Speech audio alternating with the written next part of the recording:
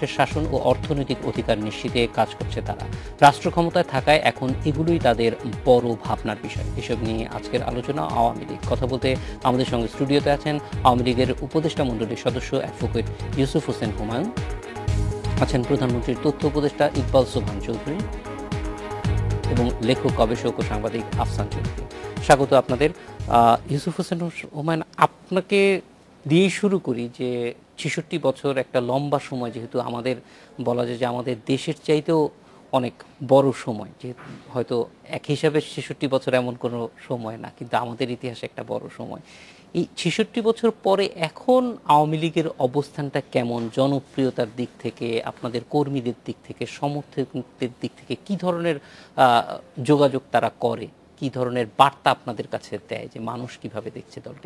অসংখ্য ধন্যবাদ। বিষয়টা আপনি ৬৬ বছর বলছেন, রাষ্ট্রীয় জীবনে ৬৬ বছর কোনো ব্যাপার না। তবে আপনি দেখেন এই ৬৬ বছর, বিশেষ করে ৪৭-এ বঙ্গবন্ধুর হোসেন শহীদ সোহরাওয়ার্দীর, তখন তিনি তরুণ ছিলেন, এবং হোসেন শহীদ সোহরাওয়ার্দীর নেতৃত্বে যে আওয়ামী লীগ সৃষ্টি হলো, তার থেকে আজ পর্যন্ত যতগুলি ঘটনা এদেশে হয়েছে জনমানুষের সপক্ষে, মানুষের আকাঙ্ক্ষার প্রতিফলন, যাই কিছু হয়েছে, আপনি ধরেন প্রথমে ধরেন ৪৭-৪৮ সালের পরে যে কেন সৃষ্টি হলো আওয়ামী লীগ? সৃষ্টি হয়েছে এই জন্য, যখন আমরা যে স্বপ্ন নিয়ে পাকিস্তান সৃষ্টি করা হয়েছিল, এই স্বপ্ন ভঙ্গ হলো যখন দেখা গেল বৈষম্য সৃষ্টি হয়ে গেছে। ৪৮ সালে শুরু হয়ে গেছে।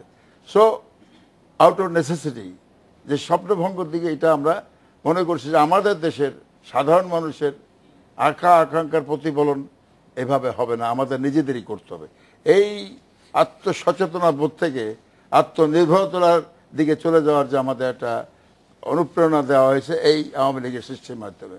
তারপর দেখুন ভাষা আন্দোলন প্রথমেই ধরেন, সেখানে কিন্তু আওয়ামী লীগের একটা মুখ্য ভূমিকা ছিল। বঙ্গবন্ধু শেখ মুজিব যদিও জেলখানায় ছিলেন, কিন্তু অনুপ্রেরণা তিনি দিয়ে গেছেন, গ্রাউন্ড ওয়ার্ক তিনি করে গেছেন। ৫২ পরে ৫৪ সালে যে বিপ্লব হলো, ভোট বিপ্লব, আজকের জানুয়ারি ইলেকশন সম্বন্ধে বলা হয়, আমি তখন ছাত্র স্কুলে পড়ি, সে সময় দেখেছি সেই ভোট বিপ্লব হয়েছে, মুসলিম লীগ পরাজিত হয়েছে। এরপরে যেটা হলো দেখেন কেন ধাপে ধাপে আসলাম, ৫৪ পরে যে মন্ত্রিসভা হলো আওয়ামী লীগের, সেই মন্ত্রিসভা শেরেবাংলা ফজলুলের নেতৃত্বে, সেখানে বঙ্গবন্ধু সেখানে মন্ত্রিসভার সদস্য ছিলেন। দেখেন সেখানে সেই মন্ত্রিসভার আয়ু থাকলো না, ভেঙে দেওয়া হলো, পশ্চিম পাকিস্তান বলেন বা পাকিস্তান সরকারের চক্রান্তে পড়ে। এরপরে আবার একটা সিচুয়েশন আসলো প্যারিটি, হোসেন শহীদ সোহরাওয়ার্দী একটা অবস্থার জন্য প্যারিটি সিস্টেম করে একটা সংবিধান করলো 56, সেটার অধীনে কিছু দেশে প্রধানমন্ত্রী ছিলেন 13 মাস অনলি, কিন্তু বৈষম্য কিন্তু গেল না। এর থেকে কিন্তু ধাপে ধাপে চলে এসে আমরা ৬৬-র ৬ দফা আন্দোলনে চলে আসলাম এই জুন মাসে। এই ৬ দফার থেকে সিঁড়ি বেরিয়ে কিন্তু ৬৯-এর গণঅভ্যুত্থান। তাই কাজে এই বাংলাদেশের এই অঞ্চলের যে ইতিহাস, এই অঞ্চলের ইতিহাসের সাথে একটি জিনিস পরিষ্কার, সেটা হচ্ছে যে অনুপ্রেরণা কোথায়, চেতনাটা কোথায়। সেটা হলো বঙ্গবন্ধু যে চেতনা দিয়ে গেছেন। দেখুন আমার মনে আছে এখনো, যখন আওয়ামী মুসলিম লীগ ছিল প্রথমে, এটা মুসলিম বাদ দিয়ে যখন অলিয়াদ সাহেব মারা গেছেন, উনি চেয়েছিলেন যে এই মুসলিম থেকে দরকারকে আমরা সেগুলোকে বিশ্বাস করি। বঙ্গবন্ধু বলছে যে hit the iron when it is hot, যখন উপযুক্ত সময় করা হবে, তাই করা হলো কাকবাড়ি সম্মেলনে। সেই জন্য বলছি, সেই অসাম্প্রদায়িক গণতান্ত্রিক বাংলাদেশ, এদেশটাকে করার জন্য বঙ্গবন্ধু আদর্শ আওয়ামী লীগের মধ্যে প্রতিষ্ঠা করেছেন, জনগণের সমর্থন পেয়েছেন, তার উন্মেষ ঘটেছে ৬৯-এ, পরবর্তীকালে ৭০-এর নির্বাচনে। কাজে আমি এই ধাপে ধাপে আওয়ামী লীগের ইতিহাস হলো আপনার সংগ্রামের ইতিহাস, বঞ্চনার ইতিহাস, অত্যাচারিত হয়েছে, জেল খেটেছে, তারপরে কিন্তু আমরা থেকে থাকিনি। তারপরে আসেন বর্তমান অবস্থা, যেটা আপনি বললেন, বর্তমান অবস্থায় কি দেখছি, ইকবাল সবার চৌধুরী সাহেব আছেন, আরো ভালো বলতে পারবেন। হোয়াট ইউ হ্যাভ সিন, আপনি দেখেন একদম মোস্ট ইম্পার্শিয়াল আমাদের চৌধুরী সাহেব আছেন, I think he will bear me out, একদম জাস্ট শাট ইউর আইজ। আর যদি তাকিয়ে দেখেন যে অর্জন যেগুলি আছে, অর্জনগুলি যে কোনো সেক্টরে, শিক্ষার ক্ষেত্রে বলেন, আপনার ইন্ডাস্ট্রি সেক্টরে বলেন, তথ্য প্রযুক্তি বলেন, যে কোনো সেক্টরে বলেন, সেখানে কিন্তু আমাদের অর্জনটা বৈপ্লবিক অর্জন, এবারে স্বীকৃত। ইভেন অমর্ত্য সেনের মতো লোক নোবেল বিজয়ী, সেও বলেছে যে বাংলাদেশ কিন্তু ভারতের চেয়ে অনেক পয়েন্টে এগিয়ে আছে। এই অর্জনগুলি কিন্তু আমরা অ্যাপ্রিসিয়েট করি না, আমরা সমালোচনা করি, ঠিক আছে। অনেকে মুক্তিযুদ্ধের সম্বন্ধে বললেন, অনেক সময় আজকে একটা বলছিলেন এই লোকগুলি আমি মনে আছে ৭১ তারা বলছে ২ কুকুরের লড়াই, আজকে তারা আবার সুন্দর সুন্দর বাংলা বলে আধিপত্যবাদ, উপনিবেশবাদ, এইসব কথা থেকে তারা কোনোদিন কোনো কন্ট্রিবিউশন করেনি দেশের স্বাধিকার আন্দোলন তো করেনি, মুক্তিযুদ্ধ তার সাথে ছিল না, তারা বক্তব্য দেয়। ঠিক আছে, আমার কথা হচ্ছে যে যে অর্জন আমরা করেছি ভুল ত্রুটি থাকতেই পারে, আমার মধ্যে আছে, সবার মধ্যে আছে, কিন্তু আপনি টোটালিটি যেটা দেখবেন, টোটালি দেখেন যে অর্থনৈতিক প্রবৃত্তির হার বেড়েছে, আন্তর্জাতিকভাবে স্বীকৃত যে আমরা যে অর্জন প্রবৃত্তির হার দিয়েছি এই মন্দার মধ্যে, এটা কিন্তু বিরাট অর্জন, এটা লিপ ফরওয়ার্ড।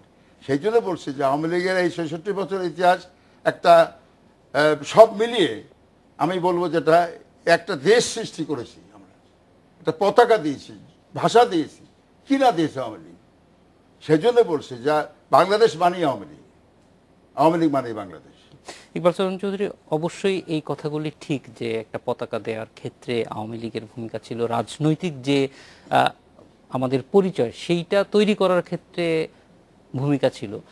তারপরে আমরা এই যে এখন যে পথ চলা, এখান থেকে আমাদের এগিয়ে যাওয়ার পথে আমরা যেই বলা যায় যে একটা জাংশনে আছি, এখান থেকে নানান প্রশ্ন আসছে। একটা হচ্ছে গণতান্ত্রিক প্রক্রিয়ার ক্ষেত্রে, সেই ক্ষেত্রে দেশ পরিচালনায় আমরা দেখেছি অনেক সাফল্য আছে, কিন্তু দলের ভিতরে গণতন্ত্রের যেই চর্চাটা, সেইটা এই ৬৬ বছরে আওয়ামী লীগ যত বড় দল সেইটার সঙ্গে ম্যাচ করে কিনা, এটা আপনার কি মনে হয়?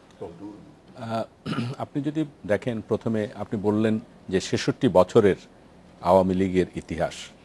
এই ৬৬ বছরের আওয়ামী লীগের ইতিহাস কিন্তু বাংলাদেশের অভ্যুত্থান বলেন, বাংলাদেশের অর্জন বলেন, বাংলাদেশের ভাবমূর্তি সৃষ্টির কথা বলেন, এর সাথে কিন্তু ওতপ্রোতভাবে জড়িত।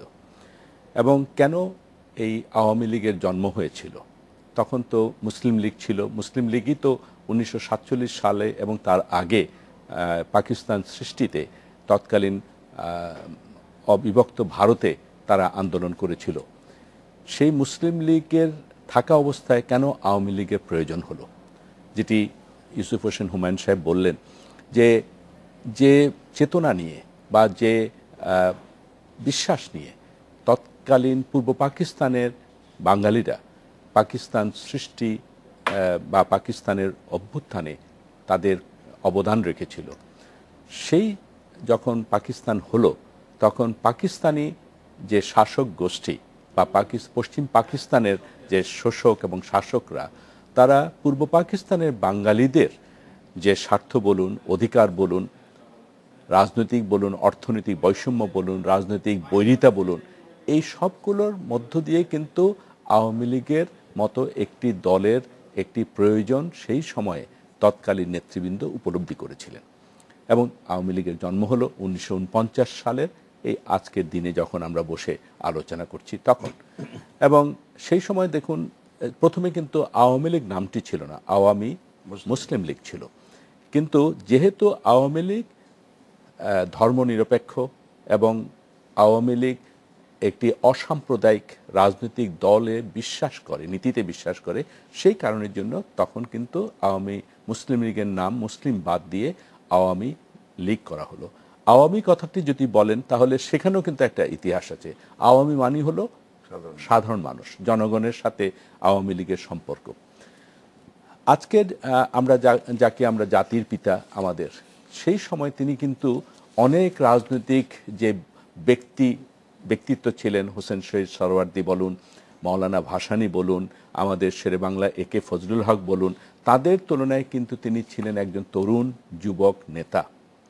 কিন্তু তার জনগণের সাথে তার সম্পৃক্ততা, জনগণের অধিকার আদায়ের জন্য তার দৃঢ় মানসিকতা, সাহস এবং নেতৃত্ব দেওয়ার যে একটি দক্ষতা, তার মধ্য দিয়ে কিন্তু এই নেতৃত্ব মাঝেই তিনি তার নিজের একটা স্বকীয় অবস্থান তিনি সৃষ্টি করে নিলেন। এবং আস্তে আস্তে তিনি আওয়ামী লীগের দায়িত্ব নিলেন, নেতৃত্বের দায়িত্ব নিলেন এসে। এবং তার সারাটি জীবন যদি আপনি দেখেন, আওয়ামী লীগের ৬৬ বছরের ইতিহাসের সাথে বঙ্গবন্ধুর তার ব্যক্তিগত রাজনৈতিক যে ক্যারিয়ার বলেন, সেখানে দেখা যাবে যে আন্দোলন, সংগ্রাম, জনগণের জন্য কথা বলা, সাহস করে কথা বলা, অনেক নেতা যখন সেই সময় এই কাজগুলো করছিলেন না, তিনি করছিলেন। এবং এর মধ্য দিয়ে তিনি কিন্তু জনগণকে সাথে নিয়ে নিলেন এবং জনগণের আস্থা তিনি অর্জন করলেন। একটি সফল রাজনীতিবিদের সবচেয়ে বড় অর্জন এবং সফলতা হলো তিনি কতটুকু তার সাথে তার বিশ্বাসের সাথে জনগণের আস্থাকে এক করে ফেলতে পারেন, সেটি কিন্তু বঙ্গবন্ধু প্রমাণ করেছিলেন তার রাজনৈতিক প্রজ্ঞা দিয়ে, তার রাজনৈতিক সাহসিকতা দিয়ে, তার রাজনৈতিক যে স্যাক্রিফাইস দিয়ে। এবং সর্বশেষ যেটি হুমায়ুন সাহেব বললেন যে দেখুন, আওয়ামী লীগ সৃষ্টির পর থেকে এ পর্যন্ত আওয়ামী লীগ কিন্তু আন্দোলন করছে, আন্দোলন মানুষের জন্য করছে, আন্দোলন এখন করছে দেশের জন্য। তৎকালীন সময় করেছিল পাকিস্তানের বৈষম্যের বিরুদ্ধে, পাকিস্তানের শোষণ শাসনের বিরুদ্ধে, আর আজকে আওয়ামী লীগ করছে দেশের মানুষের জন্য এবং দেশের স্বার্থের জন্য। এখানে বঙ্গবন্ধু যখন এই 1947 পরে ধরুন 48 বা 52-তে এসে যখন আমাদের ভাষা আন্দোলন, তারপরে আসুন 54 সালের কথা তিনি বললেন, যুক্ত ফ্রন্ট করে দেশের মানুষকে সংঘবদ্ধ করে একটি মুসলিম লীগের মতো একটি দলকে পরাজিত করে দিয়ে বাংলাদেশের তৎকালীন পূর্ব পাকিস্তানের বাঙালিদের স্বার্থকে এগিয়ে নিয়ে যাওয়া। এবং আওয়ামী লীগের সবচেয়ে বড় সার্থকতা দুটি আমি মনে করি, বঙ্গবন্ধুর সার্থকতা দুটি। তিনি শুধু একটি দেশ যে দিয়েছেন তা নয়, আমরা বাঙালিরা পূর্ব পাকিস্তানের বাঙালিদেরকে একটি বাঙালি জাতীয়তা বোধ তিনি সৃষ্টি করেছেন এবং আমরা আজকে বাঙালি জাতি হিসাবে একটি স্বাধীন দেশের নাগরিক হিসাবে আজকে তিনি প্রতিষ্ঠিত করেছেন, তার দল প্রতিষ্ঠিত করেছে। 1966 সালে তিনি যখন দেখলেন তৎকালীন পাকিস্তানের প্রেক্ষিতে আমরা একদিকে অর্থনৈতিকভাবে বৈষম্যের শিকার, অন্যদিকে নিরাপত্তার দিক থেকে আমরা কিন্তু অসহায় ছিলাম, তারই পরিপ্রেক্ষিতে তিনি 66-তে তিনি এসে 6 দফা দিলেন। তিনি যখন 6 দফা দেন তখন আমাদের দেশের ভিতরে, এমনকি তার দলের ভিতরেও তৎকালীন সমসাময়িক রাজনীতিবিদরাও অনেকে এই 6 দফার সাথে একমত ছিলেন না। কিন্তু সেই 6 দফাটি দেখুন আমাদের বাঙালিদের মুক্তি সনদ হিসাবে কিন্তু পরবর্তীতে প্রমাণিত হয়েছে।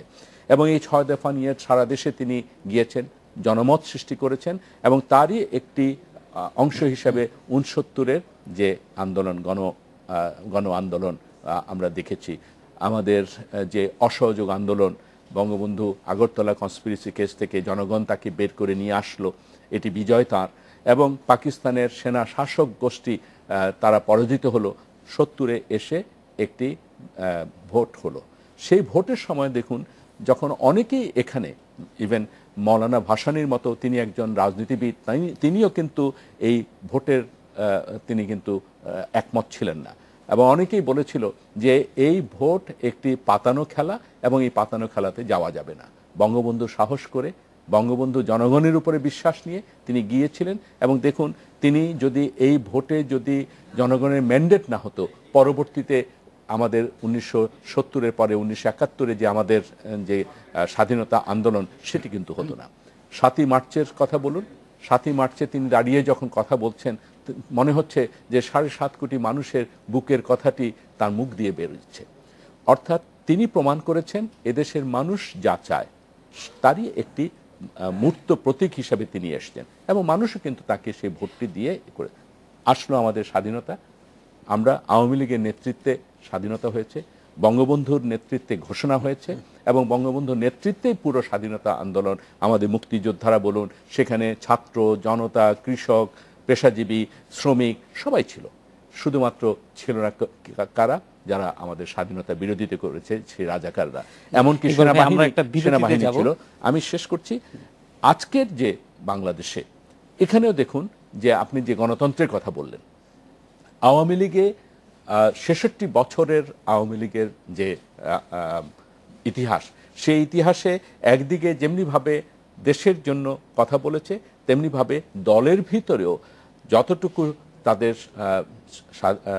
গণতন্ত্রের চর্চা বলুন বা মত প্রকাশের স্বাধীনতা বলুন, সেটি কিন্তু দলের ভিতরেও তারা রেখেছেন। অন্যান্য দলের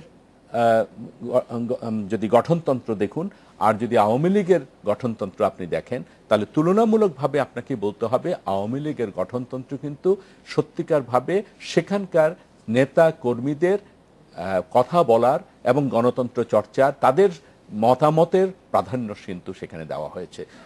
1981 সালে 1975 সেই পথ পরিবর্তন, আমাদের জাতির জনককে সপরিবারে হত্যার পরে দেখুন দেশকে ভিন্ন পথে নিয়ে যাওয়া হচ্ছিল, দেশের স্বাধীনতার চেতনার বিরুদ্ধে।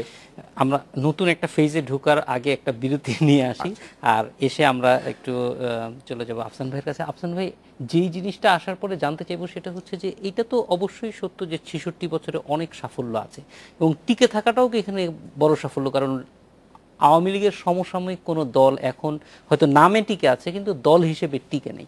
সেই সাফল্যটা কি কি কারণে এখনো পর্যন্ত বড় দল হিসেবে টিকে থাকতে পারছে সেটা আপনি আপনার কাছ থেকে জানতে চাইব।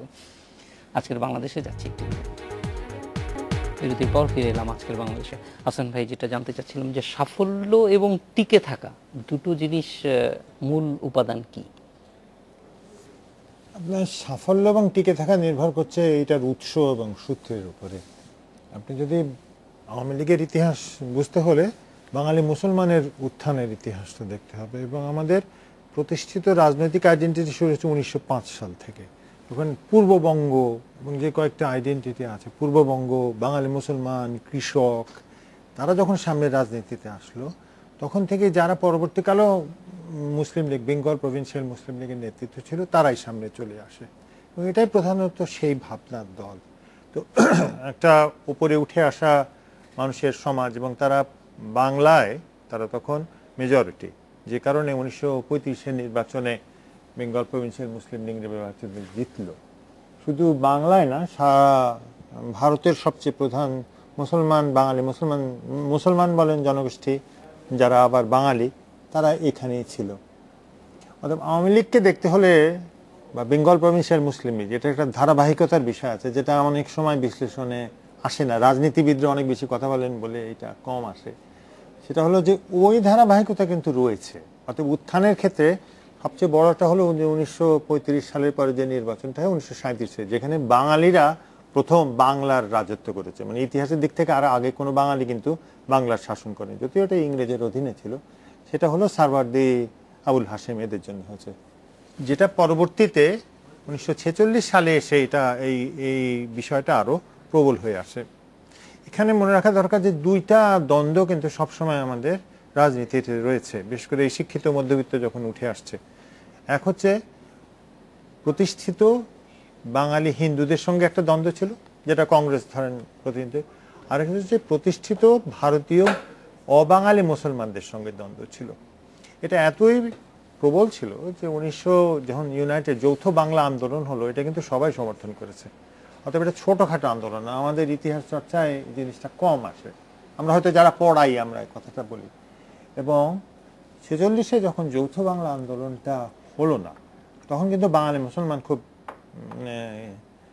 দুঃখ পেয়েছে বলেন, হতাশ হয়েছে বলেন, যাই বলেন। এবং সেই সময় কিন্তু জনগোষ্ঠীর বিশেষ করে অগ্রণী কর্মীরা তারা কিন্তু ঠিক করছে যে আমরা দেশ স্বাধীন করব বা এরকম একটা কিছু করে, ভাবনা থেকে হোক, রাগ থেকে হোক, বিক্ষোভ থেকে হোক।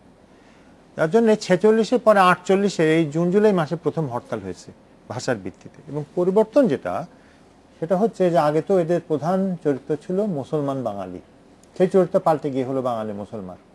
আওয়ামী লীগ সেকুলারিজমে বিশ্বাস করতো, এই কারণে আওয়ামী মুসলিম লীগ হয়নি। সেই সময় সেপারেট ইলেকট্রেট ছিল, মুসলমান মুসলমানকে ভোট দিত, হিন্দু হিন্দুকে ভোট দিত, যেটা হলো 1919 সালের এটা ঘটনা।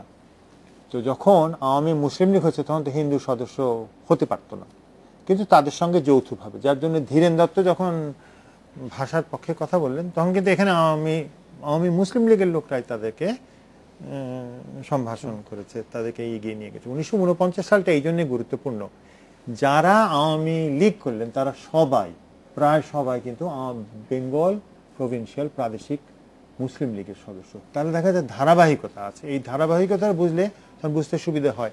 আমরা যে পাকিস্তানে আমাদের সঙ্গে দুর্ব্যবহার করছে সেই জন্য আমরা বাংলাদেশ বানিয়েছি তা না, আমাদের সঙ্গে তো তাদের ক্ষোভের ইতিহাস অনেক দীর্ঘদিনের।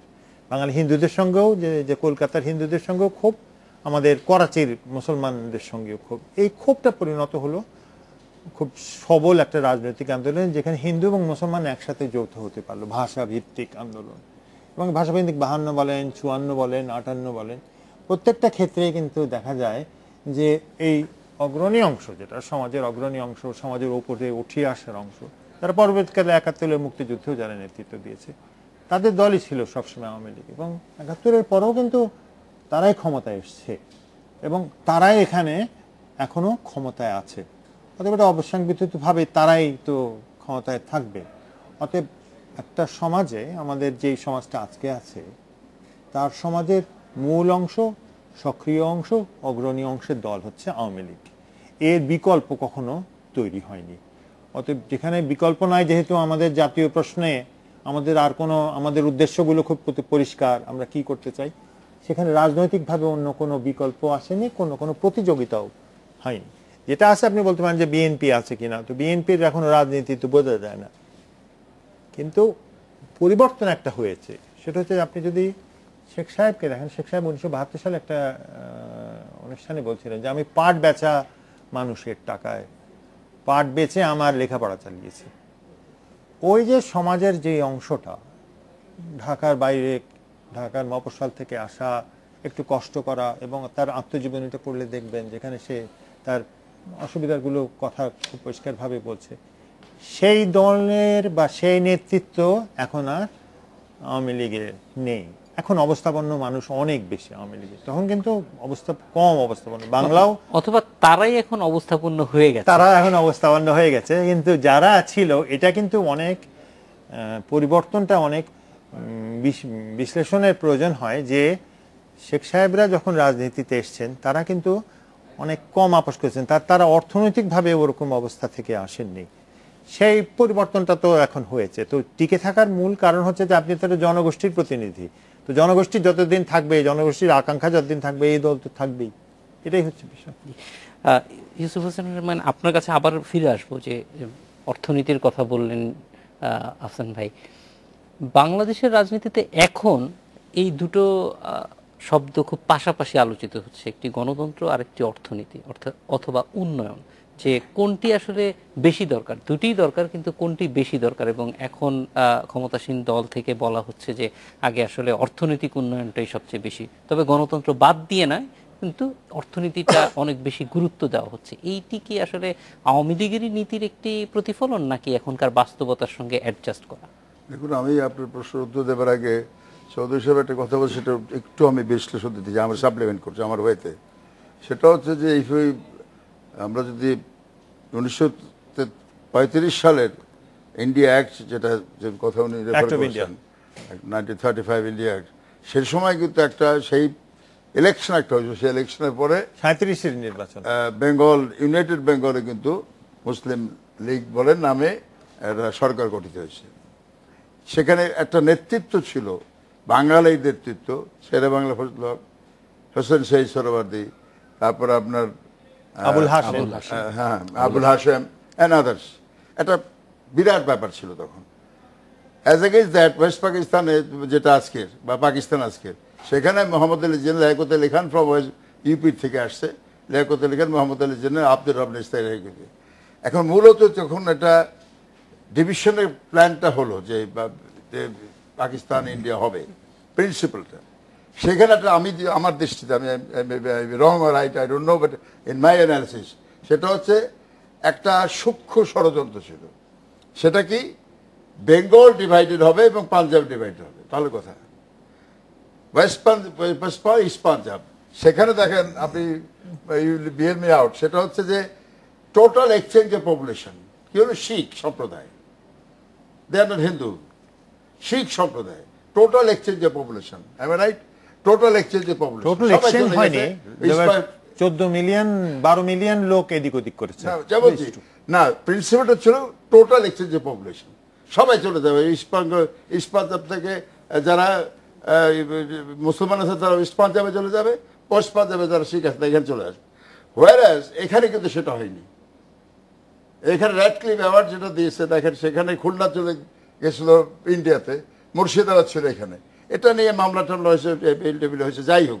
কিন্তু সেখানে এটা কেন করা হয়েছে আমার দৃষ্টিতে, I may be wrong, I may be right, সেটা হচ্ছে যে তৎকালীন কনস্পিরেসি কিন্তু পাকিস্তানের থেকে শুরু হয়েছিল। সেটা হচ্ছে যে তারা কিন্তু মুসলিম বেঙ্গল, যেটা আজকে আমাদের বাংলাদেশ, এইখানে মুসলিম লিডারশিপ, মুসলিম লীগ ছিল, তাদের সম্বন্ধে সে ভীত সন্তুষ্ট ছিল। They will give the leadership. সেই জন্যই পার্টিশনটা তারা অ্যাকসেপ্ট করে নিয়েছে। এই কনস্পিরেসি তখনই শুরু হয়েছে। না, কিন্তু মনে রাখবেন যে জিন্নাহ সাহেব কিন্তু ইউনাইটেড বেঙ্গল মুভমেন্ট সমর্থন করেছিলেন। না না না, আমি সে করছেন একটা পয়েন্টে, কিন্তু পরবর্তীতে করেননি।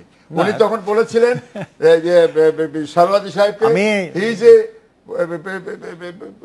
বাংলা যেতে বলি ভারতের লেলাই তো কুকুর বলেছিল সারওয়াজি সাহেব, বিকজ হি সর্বপ্রথম সাথে ইউনাইটেড বেঙ্গল। যাই হোক, সেটা নিয়ে আমি ওই কন্তে বললাম যে কনস্পিরেসি স্টার্টেড ফ্রম দ্যাট। এই বৈষম্য বলেন, লিডারশিপে বলেন, যেটা হোক। আমরা গণতন্ত্র এবং উন্নয়নের যে প্রশ্নটা সেটা আমরা একটু পরে আসি। এটা বিরতির পর ফিরে এলাম আজকের বাংলাদেশে। ইউসুফ হোসেন হুমায়ুন, অর্থনৈতিক উন্নয়ন এবং গণতন্ত্র এই দুইটা প্রসঙ্গে এখনকার অবস্থান কি আপনার? দেখুন, আমি মনে করি এটা একটার সাথে একটা সম্পৃক্ত। কারণ অর্থনৈতিক উন্নয়ন গণতান্ত্রিক ব্যবস্থা না থাকলে তো হয় না। আমরা এদেশে স্বৈরতান্ত্রিক শাসন দেখেছি। 1958 সালে আইয়ুব খান শাসন দেখেছি, বিরাট উন্নয়ন হচ্ছে, দৃশ্যমান কিছু কাজ, বিল্ডিং রাস্তা হয়েছে, কিন্তু মূল যে অর্থনীতি প্রবৃত্তি সেটা কিন্তু বাড়েনি। তারপর এটা হলো কি, তারপরে দেখলাম আবার আইয়ুব খান পরে আসলেন ইয়াহিয়া খান, তারপর আমাদের দেশেও জিয়াউর রহমান আসলেন, তারপরে আসলেন এরশাদ সাহেব। কিন্তু আপনি লক্ষ্য করে দেখবেন, ধারাবাহিকভাবে স্টাডি করেন, দেখবেন অর্থনৈতিক প্রবৃত্তি যেটা বলি আমরা, যেটা নিয়ে মূল বিষয়বস্তু, যা ওয়ার্ল্ড ব্যাংক স্টাডি করে, আমাদের দেশে অনেক অর্গানাইজেশন আছে তারা স্টাডি করে, সেখানে কথা হচ্ছে যে আজকের বর্তমান যে প্রধানমন্ত্রী আছেন জননেত্রী শেখ হাসিনার নেতৃত্বে আসার পরে যে 2008 থেকে আজ পর্যন্ত যে ধারাবাহিকভাবে স্টাডি করেন, আপনি গবেষণা করেন, তাহলে দেখবেন যে গণতান্ত্রিক ধারা অব্যাহত থাকার কারণেই কিন্তু আজকে যদি গণতান্ত্রিক ধারা না থাকতো তাহলে স্বৈরতান্ত্রিক একটা চেহারা থাকতো। তাহলে অর্থনীতির যে প্রবৃত্তি, একটা সমালোচনা আলোচনায় যে সেই সিআরপি বলেন, বিভিন্ন সংগঠন যে আলোচনা করে, এই গঠনমূলক কথা বলে যে সরকার এটা ভুল হয়েছে, এইখানে অর্থনৈতিক প্রবৃত্তি কমবে, এইটা করলে, এই যে কথাগুলি সেটা দরকার করতো না যে স্বৈরতান্ত্রিক সরকার থাকতো। কাজেই আমি বলি যেটা, যদি এখন 5 জনের নির্বাচন বলেন তাহলে আমার পলিটিক্যাল দিকে চলে যেতে হবে। তো আমি এক কথাই বলতে চাই, এটা ফাইট অ্যাকমপ্লিশ, মানে হয়ে গেছে। আপনারা জান না, ইলেকশনে বলা হয়েছিল আপনারা ওই তো অন্তর্বর্তী সরকারের বড় বড় মন্ত্রণালয় আপনারা জাননি, you have done a blunder. কেন করছেন আপনারা জানেন। নির্বাচন ওয়ার্ল্ড ওয়াইড অ্যাকসেপ্ট হয়ে গেছে, এবং এই যে মেয়র নির্বাচন সেদিন হলো, British high commissioner, American ambassador, তারা যখন বললেও যে ইলেকশন ইজ কোয়াইট গুড, পরবর্তীকালে কি বলছে পরের কথা, কিন্তু কত হচ্ছে 2-2.5 ঘন্টার ভিতরে বয়কট করলাম কেন? তারা মেসেজ চলে গেছে যে ইলেকশন তারা হয়তো সেভাবে কামিয়াব হবে না। সো এটা ক্রিয়েট এ সিচুয়েশন, তারা এটা বয়কট করে বসছেন। এই যে সিচুয়েশনটা, গণতান্ত্রিক ধারাটাকেই তারা প্রবাহমান বা চলমান রাখতে চাচ্ছেন না। এই জন্যই তারা গণতান্ত্রিক ধারাবাহিক যারা বিশ্বাস করেন না, তারাই কিছু আমাদের বুদ্ধিজীবী বলেন বা কি বলে সোশ্যাল সমাজের লোক বলেন, তারা কিছু বক্তব্য রাখেন যেটার সাথে আবার ওয়ার্ল্ড ব্যাংকের, বিশ্ব ব্যাংকের কথার সাথে মেলে না। শুধু আমি বলতে চাই, আমার সার্বভৌম কথা হচ্ছে যে বর্তমান সরকারের যে অগ্রযাত্রা অর্থনৈতিকভাবে, সেটা গণতান্ত্রিক ধারার সাথে এক পাশাপাশি চলছে, এবং এইটাতে ঈর্ষান্বিত হয়েছে অনেক দেশ, কিন্তু আমরা কিন্তু এগিয়ে যাচ্ছি, এর ব্যাপারে কোনো সন্দেহ নাই। দেখুন আপনি আজকে পার্শ্ববর্তী দেশ চীন, রাশিয়া, তারপরে যে কোনো দেশ, ভারত, সবাই কিন্তু এগিয়ে আসছে আমাদের হেল্প করে। কেন? কারণ আমাদের গণতান্ত্রিক ব্যবস্থা আছে, আমাদের সাহস আছে এটা ফেস করার জন্য। আমরা মূল যে কাজটি করেছি দৃঢ়তার সাথে, সাহসের সাথে, যেটা জননেত্রী শেখ হাসিনা করেছেন, এখানে যে মৌলবাদ সৃষ্টির ব্যবস্থা যেটা হয়েছিল, এটা সৃষ্টি করার একটা ডেসপারেট অ্যাটেম্প ছিল, আমরা কিছু কিছু লক্ষ্য করেছি। আপনি দেখেন, আমি ছোট্ট করে বলি আর কি, যখন ওয়ার ক্রাইম ট্রাইব্যুনাল বলেন বা আন্তর্জাতিক অপরাধ ট্রাইব্যুনাল যেটা বলি, সেখানে যে বিচার শুরু হয়, আমি কেন বলছি বোঝাচ্ছি আপনাকে, শুরু হয়, আমি ব্যক্তিগত 8-10 জন বিদেশির সাথে দেখা হয়েছে ল মিনিস্ট্রিতে, আমি যেতাম মাঝে মাঝে। একটি সেমিনার হয়েছে সোনারগাঁ হোটেলে, সেখানে বসনি এবং কম্বোডিয়া 2 জন জজ ওয়ার ক্রাইম ট্রাইব্যুনালের, বিদেশি ইউরোপিয়ান বিভিন্ন দেশের লোক ছিল, আমেরিকান ছিল, তারা ওয়ার ক্রাইম ট্রাইব্যুনালে আমাদের ট্রাইব্যুনালে গেছিলেন, তারা দেখে ঠিক এসেছেন। সারা আলোচনার ভিতরে বেশি ছিল কি, transparency of the trial, transparency of the trial has to be done, we are not against trial. তো আমি বিকেলবেলা যখন প্রশ্ন আসলো, তো আমি জিজ্ঞেস করছিলাম যে 2 জন জাজ ছিল, তো you were some honorable members of judge of the War Crime Tribunal. Can you cite an example in the history of War Crime Tribunal trials so far held where provision for bail, appeal and review have been made? I'm sure you cannot do it. কারণ এই যে অবস্থাটা আমরা সৃষ্টি করেছি দৃঢ়তার সাথে, যে কারণে ফান্ডামেন্টালিজম বলেন, মৌলবাদী শক্তি উত্থান হয়নি, এবং উত্থান না হওয়ার জন্য আপনি দেখছেন যে বলেন বিভিন্ন সময়ে উত্থান হচ্ছে, এখনো দেখছেন ঠুকটাক হচ্ছে।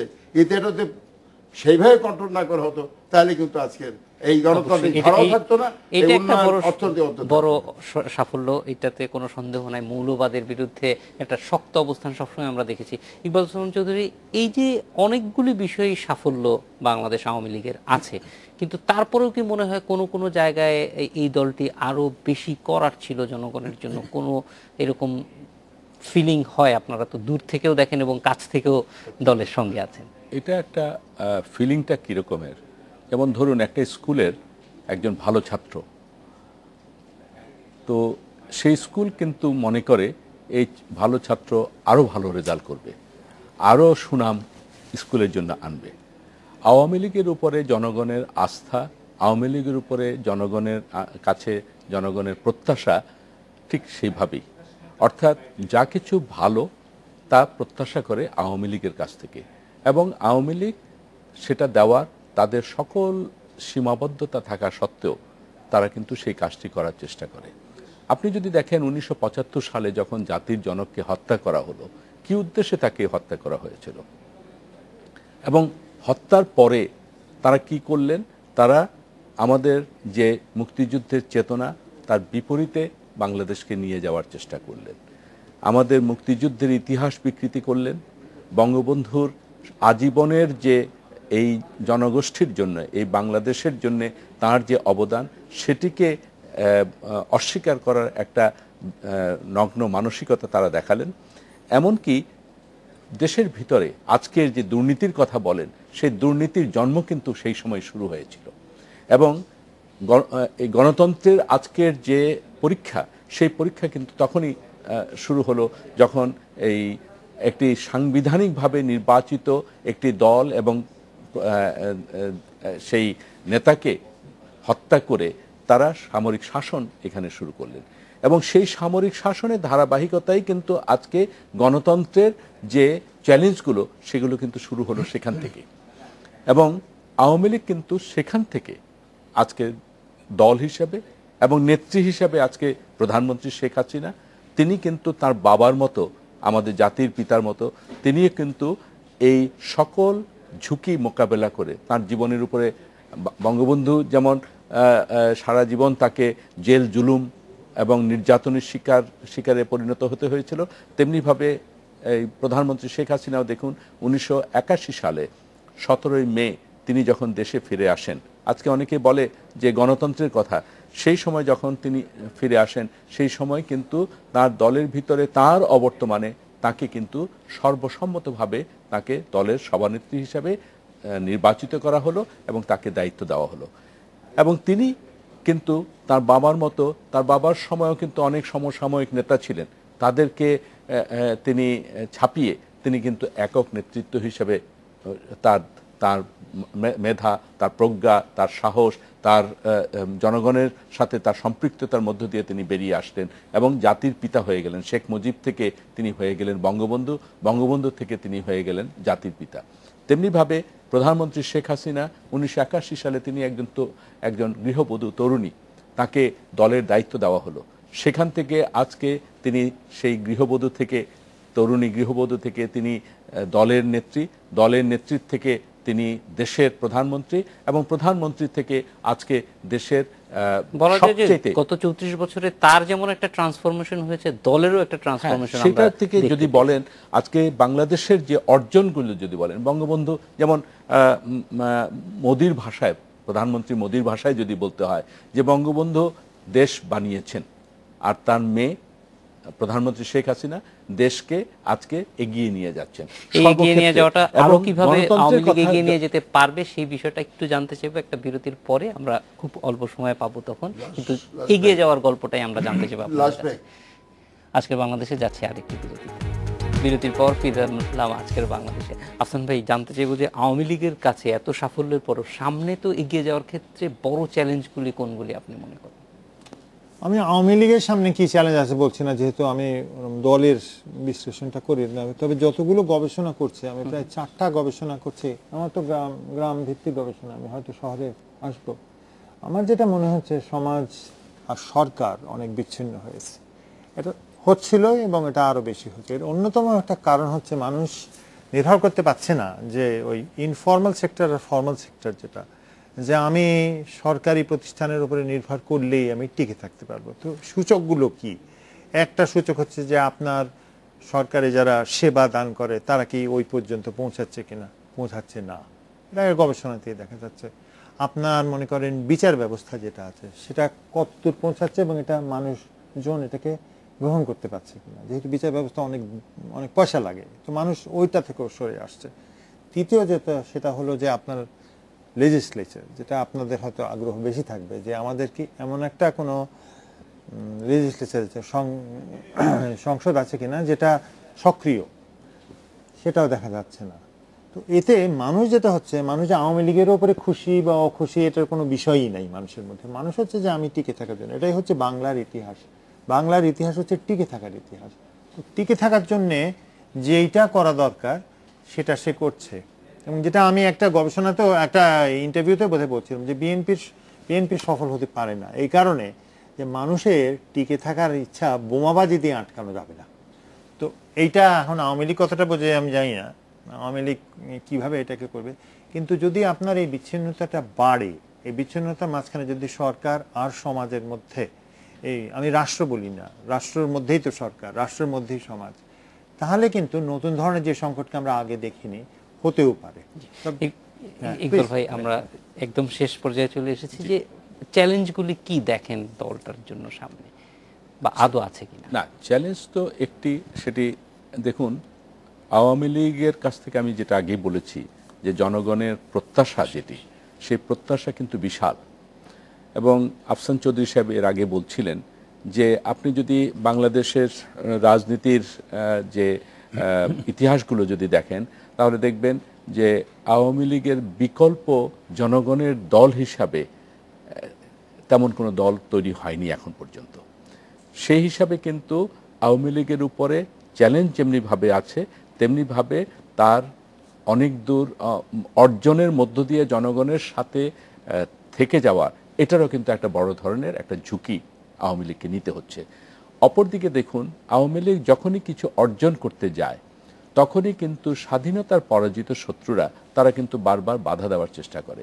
আজকের প্রধানমন্ত্রী শেখ হাসিনাকে যদি দেখেন, তার উপরে 19 বার তার জীবনের উপরে পর্যন্ত আঘাত আনা হয়েছে। যদি আপনি দেখেন যে আওয়ামী লীগ যখন 1996 থেকে 2001 পর্যন্ত যখন তারা ধারাবাহিকভাবে বিভিন্ন শান্তি চুক্তি বলেন, গঙ্গা চুক্তি বলেন, সামাজিক সূচকে যখন অর্জন করছিলেন, ঠিক সেই সময় দেখেন আন্তর্জাতিক এবং দেশীয় পর্যায়ে 2001 সালে একটা পরিণতি নিয়ে আসা হলো, 2001, 2006। আবার 2008 সালে নির্বাচনের মধ্য দিয়ে যখন জনগণ আবার তাদেরকে নির্বাচনের মধ্য দিয়ে, ম্যান্ডেটের মধ্য দিয়ে প্রধানমন্ত্রী শেখ হাসিনা যখন দায়িত্ব নিলেন, তখন দেখেন আবার ধারাবাহিকতার মধ্য দিয়ে যে সূচকগুলো, সেই সূচকগুলো কিন্তু অর্জন করছেন। তৃতীয়বারের মতো যখন তিনি আসলেন, আমি শেষ করছি, তৃতীয়বারের মতো যখন আসলেন 2014 সালে, সেই সময় দেখুন যেটি আফসান চৌধুরী সাহেব বললেন যে বোমাবাজি বলেন, সন্ত্রাস বলেন, জঙ্গিবাদ বলেন, দেশে গণতন্ত্র, দেশের উন্নয়ন এগিয়ে নিয়ে যাওয়ার জন্য যখন প্রধানমন্ত্রী বা আওয়ামী লীগ যখন কাজ করছে, ঠিক সেই সময় কিন্তু পাশাপাশি এই কর্মকাণ্ডগুলো কিন্তু বড় ধরনের একটা বাধার সৃষ্টি করছে। এবং এটাই আমি মনে করি সবচেয়ে আওয়ামী লীগের বড় চ্যালেঞ্জের মুখেই কিন্তু আওয়ামী লীগ প্রমাণ করছে যে এই দেশের জনগণের জন্য আওয়ামী লীগের সৃষ্টি হয়েছিল 1949 সালে, এবং আজকে আওয়ামী লীগের বিকল্প উন্নয়নের জন্য আওয়ামী লীগের বিকল্প নেই। ইউসুফ হোসেন, আপনার কাছে চ্যালেঞ্জ কি মনে হয়? আমি মনে করি চ্যালেঞ্জ যেটা সোবান সাহেব বলছেন, উনি বলেছেন একটাই, আমরা তো একই দেশের মানুষ।